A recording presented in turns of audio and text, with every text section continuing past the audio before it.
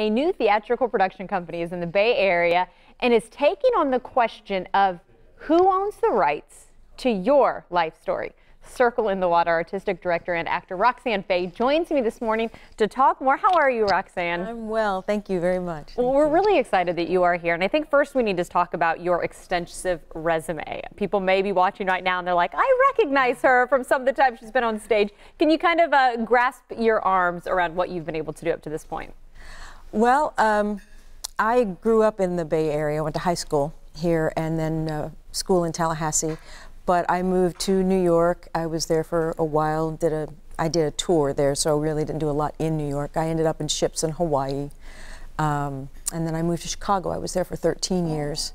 And at the end of my stay there, I was the artistic director of the Oak Park Festival Theater, which was a 30-year-old professional company of Shakespeare in the Park.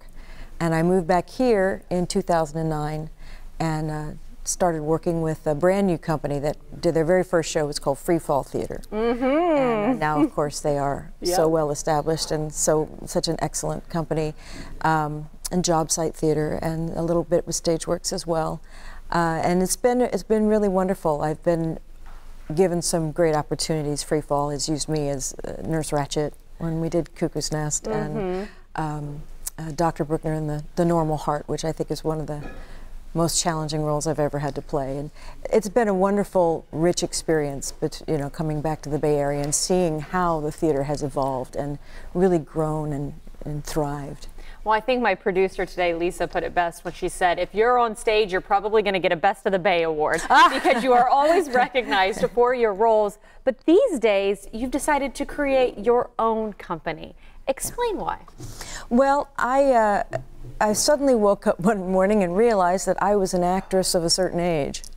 And I know in Hollywood they have talked about it as well as Broadway, that there is a scarcity for really great roles for more mature women.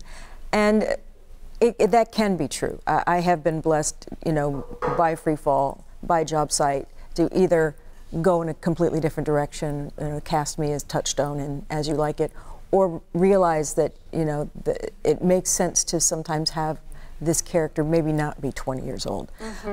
However, that being said, yes, there was a scarcity. Well, and you create the theater company to highlight people who are writing the plays. So let's focus now, Collected Stories. Yes. I mean, a huge message that you're trying to tackle. Tell us about it and where can people see it? Well, Collected Stories is very exciting for Circle in the Water because this is our first licensed property, meaning that I have chosen to do Donald Margulies' wonderful play, and we apply for the rights, and it's an all-contracted equity production.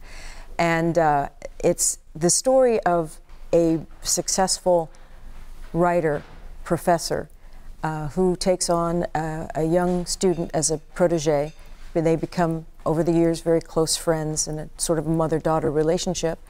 And, of course, end up telling things to each other about their lives. But they're both writers. Writers are always looking for material, and it's like, what is off limits? What is not off limits? How do you navigate being a human being and a compassionate person with being a successful, driven writer? Well, I'll say, lucky for us, not only can we check out the performance, which we want to share the details, you are also going to perform and do a scene from that, just to give an idea of what people can expect. Once again, Circle in the Water presents very first play, Collected Stories. There are the dates. There is the website, all the information. You can check out and go see it for yourself. Take it away, Roxanne. I should have had children of my own, That's my own fault. Would have been very good for me, I think, to have children. Well, my life certainly would have been different. I might have been a better writer, perhaps. Better human being, possible. My life certainly would have been different.